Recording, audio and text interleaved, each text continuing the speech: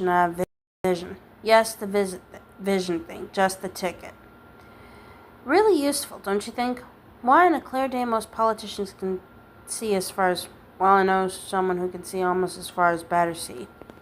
Francis Ewan Urquhart was a man of many parts, a member of Parliament, a privy conductor that gave him the prefix of Right Honourable, a minister of the Crown, and a commander of the most excellent order of the British Empire. He was all these things, and this was his night, yet still he wasn't enjoying himself. He was squashed into the corner of a small and stuffy living room, pressed hard up against the hideous 60s standard lamp that showed every sign of toppling over. He was hemmed in by a posse of matrons who doubled as his constituency workers, and who had cut off his means of escape as they chattered proudly about their last-minute mail drops and pinched shoes. He wondered why they bothered. This was suburban Surrey, the land of the A and B social classes in the terminology of pollsters, where passports lay at the ready and Range Rovers stood in the driveway. Range Rovers? The only time they ever encountered mud when being driven carelessly over front lawns late on a Friday night, or when dropping off their little Johnnies and Emmas at the private schools. Canvassing in these parts was held to be almost vulgar. They didn't count votes here, they weighed them. Another vol en vent, Mr. Urquhart? A plate of saggy pastry was thrust in front of him by an overweight woman whose bosom was clad in large floral print and seemed to be hiding two fractious cats. No, thank you, Mrs. Morecombe. I fear I shall explode. With impatience, it was a fault, one that stretched back many generations. The Urquharts were a proud warrior family from the Highlands of Scotland, their castle on the banks of Loch Ness. But the MacDonalds had arrived, and the castle now lay in ruins. Urquhart's childhood memories were of the bracing crystal air of the moors, in the company of an old gillie, lying for hours in the damp heat and sweetly scented bracken, waiting for the bright buck to appear, just as he had imagined his old brother Alistair was doing, waiting for the Germans in the hedgerows outside Dunkirk. His brother called him F.U., a nickname that had often got them both a clout from their father, even though it was years before Francis understood why. He didn't mind, happy to tag along behind his big brother. But Alistair hadn't come home. His mother had crumbled, never recovered, lived in memory of her lost son and neglected Francis, so F.U. had eventually come south to London, to Westminster, to Surrey, abandoned his duties. His mother had never spoken to him again. To have sold his heritage for the whole of Scotland would have been unforgivable, but for Surrey? He sighed, even as he smiled. This was the 18th committee room of the day, and the enthusiasm that had knitted together the early morning humor had long since unraveled and turned to thread. It was still 40 minutes before the polling booths closed and the last vote was cast. Urquhart's shirt was wringing wet. He was tired and uncomfortable, penned in by the posse of women who pursued him with spaniel-like persistence.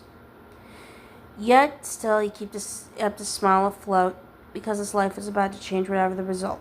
Urquhart had spent many years climbing the political ladder, from backbencher through junior ministerial jobs, and now attending cabinet as chief whip, one of the 24 most powerful posts in the government. It provided him with splendid offices at 12 Downing Street, just yards from the Prime Minister's own. It was behind the door of number 12 that two of the most celebrated Britons of all time, Wellington and Nelson, had met for the first and only time. The walls echoed with history and with an authority that was now his. Yet Urquhart's power didn't stem directly from his public office. The role of chief whip didn't carry full cabinet rank. Urquhart had no great department of state or massive civil service machine to command. It was a faceless task, swirling ceaselessly behind the scenes, making no public speeches and giving no television interviews. A man of the shadows. And also a man of discipline. He was the enforcer, the one whose job it was to put a bit of stick about. That meant he was not simply respected, but also a little feared. He was the minister with the most acute political antennae in the government. In order to deliver the vote day after day, night after night, he needed to know where his members of Parliament were likely to be found, which meant he needed to know their secrets, with whom they were conspiring, with whom they might be sleeping, whether they would be sober enough to vote, whether they had their hands in someone else's pocket or on someone else's wife. All these secrets with their sharp little edges were gathered together and kept in a black book, locked inside a safe, and not even the Prime Minister had access to the keys. In Westminster, such information is power. Many in Urquhart's parliamentary party owed their continuing position to the ability of the whip's office to sort out and occasionally cover up their personal problems. Backbenchers intent on rebellion, or frontbenchers distracted by ambition, found themselves changing their minds or reminded them of some earlier indiscretion that had been forgiven by the party but never forgotten. It was astonishing how pliable politicians became when confronted by the possibility of a collision between their public and private lives. Why, even that dyspeptic Staffordshire Soul, the transport secretary, a man who had planned to make a conference speech way outside his remit and far too close to the Prime Minister's home turf, had come to his senses. All it took was a phone call from his mistress's Muse house rather than the marital home. Francis, how the fuck did you find me here? Oh, Keith, have I made some terrible mistake? I'm so sorry. I wanted to have a quick chat with you about your little speech, but it seems I looked for your number in the wrong set of accounts. What the bloody hell do you mean? Oh, don't you know? We keep two sets of books. One is the official tally, the other, well, don't worry. We keep our little black book under very careful control. It won't happen again. A pause before. Will it? The transport secretary sighed a sigh full of melancholy and guilt. No, Francis, it bloody well won't. Another sinner came to rapid repentance. The party of Francis Urquhart, everyone knew that, and after this election would be time for the dead to be called in. Suddenly Urquhart was brought back to the moment by one of his devoted ladies. Her eyes were excited, her cheeks flushed, her breath heavy with the sour afterlife of egg and watercress sandwiches, her sense of coyness and discretion overcome by the heat and excitement of the day. Tell us, Mr. Urquhart, what are your plans? Will you still stand at the next election? She inquired brashly. What do you mean? He replied, taken aback, his eyes staring in the front. Are you thinking of retiring? You're 61, aren't you? 65 or more at the next election, she persisted. He bent his tall and angular figure low in order to look her directly in the face. Mrs. Bailey, I still have my wits about me, and in many societies I would just be entering my political prime. He responded through lips that no longer carried any trace of good nature. I still have a lot of work to do, things I want to achieve. He turned away from her, not bothering to hide his impatience, even while deep down he knew she was right. The strong red hues of his youth had long since vanished, gold turned to silver as he liked to joke. He wore his hair over long, as if to compensate. His spare frame no longer filled the traditionally cut suits as amply as in earlier years, and his blue eyes had grown colder with the passing of so many winters. His height and upright bearing presented a distinguished image in the crowded room, but one minister, a man he had crossed, had once told him he had a smile like the handle on an urn of cold ashes. And then those ashes soon be yours, you old bastard, the man had snapped. Urquhart was no longer in the first flush of middle age and couldn't hide it even from himself. Experience was no longer an ally.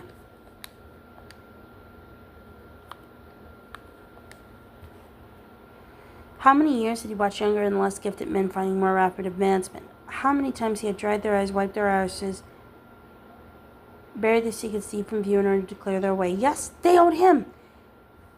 He still had time to make his mark. Both he and Mrs. Bailey knew he hadn't so much of it. Yet even as he turned from her, she pursued him, haranguing him about the proposed one-way system for the High Street shopping center. He raised his eyes in supplication and managed to catch the attention of his wife, Mortimer, busily engaged in platitudes on the far side of the room. One glance told her that his rescue was long overdue, and she hurried to his side. Ladies, you will have to excuse us. We have to go back to the hotel and change before the count. I can't thank you enough for all your help. You know how indispensable you are to Francis.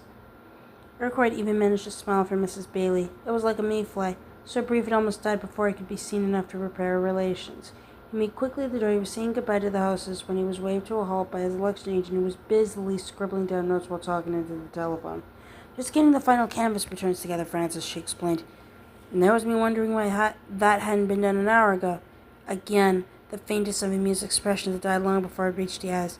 It doesn't look quite as cheerful as last time, she said, blushing from the rebuke. A lot of our supporters seem to be staying at home. It's difficult to read, but I suspect the majority will be down. I can't tell how much. Damn them, they deserve a dose of the opposition for a few years. Maybe that would get them off their rumps. Darling, his wife soothed, that she had done on countless previous occasions. That's scarcely generous. With the majority of nearly 2,000, we could allow just the tiniest of little dips, couldn't we? Mortimer, I'm not feeling generous. I'm feeling hot and tired, and I've had about as much chatter about doorstep opinion as I can take. For God's sake, get me out of here. He strode in as she turned round to wave thanks and farewell to the packed room. She was just in time to see the standard lamp go crashing to the floor. The air of controlled menace that usually filled the editor's office had vanished, replaced by a brooding sense of panic that was threatening to get out of hand. The first edition had long since gone to press, complete with a bold front page headline proclaiming home and dry. But that had been at 6 p.m., 4 hours before the polls closed. The editor of the Daily Chronicle had taken his chance on this election result in order to make his first edition of even marginal interest by the time it hit the streets. If he was right, he would be first with the news. If he got it wrong, he'd be up to his neck in it with the alligators circling. This was Greville Preston's first election as an editor, and he wasn't feeling comfortable. His nervousness showed in the constant change of headlines, his insatiable demand for updates from his political staff, and his increasingly lurid language. He'd been brought in just a few months earlier by the new owner of the Chronicle newspapers with one simple and irreducible instruction: succeed. Failure wasn't an option in his contract, and he knew he wouldn't be given a second chance, any more than he showed any hint of remorse for the others who worked at the Chronicle.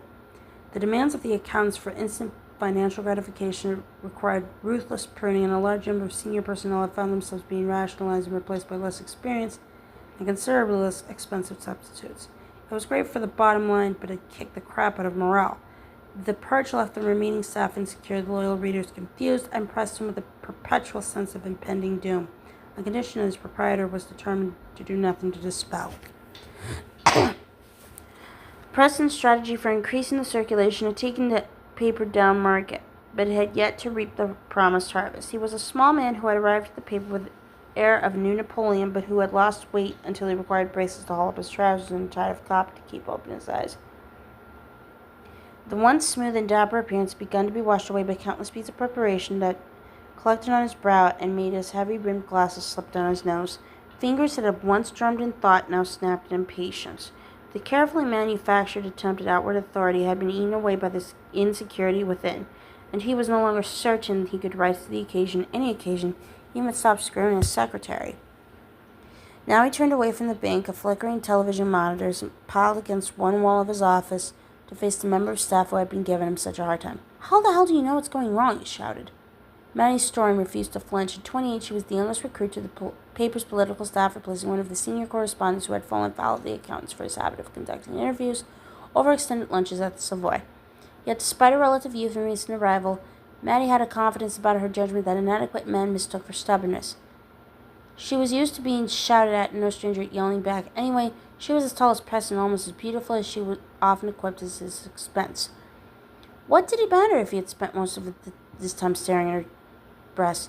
It had gotten her the job, occasionally won her a few of their arguments. She didn't find them a sexual threat. She knew his secretary too well for that, and being harassed by short men in red braces was the price she had chosen to pay by coming south. Survive here, and she could make her career anywhere. She turned to face him with her hands thrust defensively into the pockets of her fashionably baggy trousers. She spoke slowly, hoping her voice wouldn't betray her nervousness. "Grav, every single government MP I've been able to talk to in the past 2 hours is downgrading their forecast. I've telephoned the returning officer in the Prime Minister's constituency who says the poll looks like it's down by 5%. That's scarcely an overwhelming vote of confidence. Something is going on out there. You can feel it. The government aren't home, and certainly not bloody dry. So our story's too strong." "Crap. Every poll during the election has called the government getting home by a sodding mile, yet you want me to change the front page on the basis of, what, feminine instinct?" Maddie knew his hostility was built on nerves. All the editors lived on edge. "The secret is not to show it." Preston showed it. "Okay," he demanded. "They had a majority of over 100 at the last election, so you tell me what your feminine instinct suggests is going to be tomorrow." "The opinion polls are predicting around 70 seats. What does little Maddie Storm think?" She went up on the tiptoes just so she could look down on him. "You can trust the polls if you want, Grav, but it's not what's going on in the streets. There's no enthusiasm among government supporters. They won't turn out. It'll drag the majority down." "Come on," he bullied. "How much?" She couldn't stand on tiptoe forever. She shook her head slowly to emphasize her caution, her blonde hair brushing about her shoulders. "A week ago I'd have said about 50. Now I reckon less," she responded, "perhaps much less." "Jesus, it can't be less. We back those bastards all the way. They've got to deliver." "And you've got to deliver too," she mused. They all knew where the editor stood, in the middle of one of the largest swamps in Fleet Street. Preston's only firm political view was that his newspaper couldn't afford to be on the losing side, and that wasn't even his own view, but one thrust on him by the paper's new Cockney proprietor, Benjamin Landless. It was one of his few attractive aspects that he didn't bother being coy and trying to hide his true opinions. He wore them in full public view.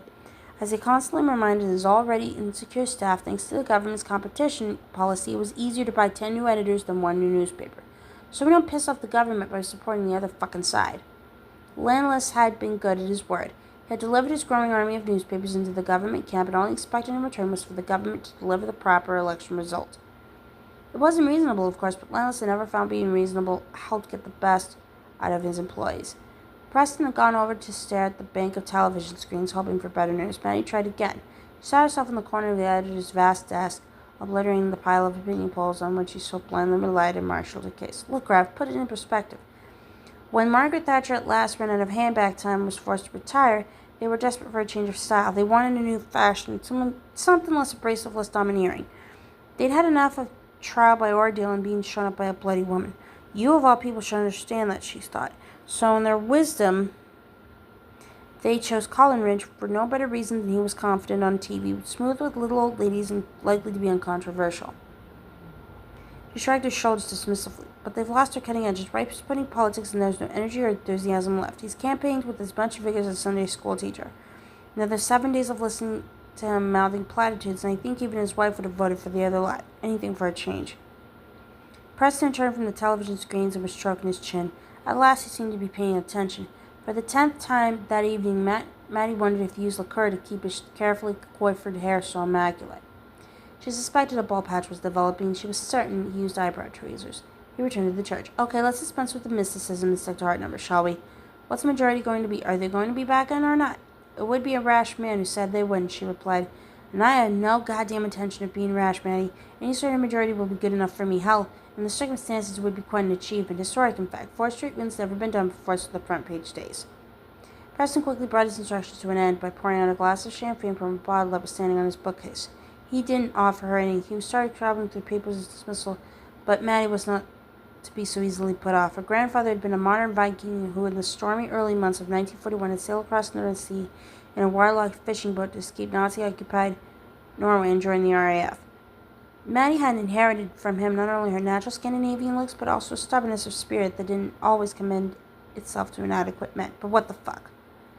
Just stop for a moment and ask yourself what we could expect from another 4 years of Coleridge, Mattie challenged. Maybe he's too nice to be Prime Minister. His manifesto was so lightweight it got blown away in the first week of the campaign.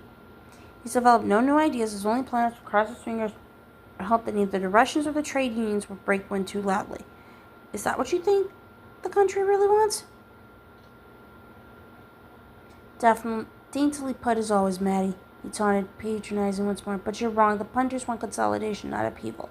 They don't want the toys being thrown out of the pram every time the baby's taken for a walk. He wagged his finger in the air like a conductor being an errant player back to the score. So a couple of years of warm beer and cricket will be no bad thing. An Archum Coleridge back in Downing Street will be a marvelous thing. It'll be bloody murder, she muttered, turning to leave.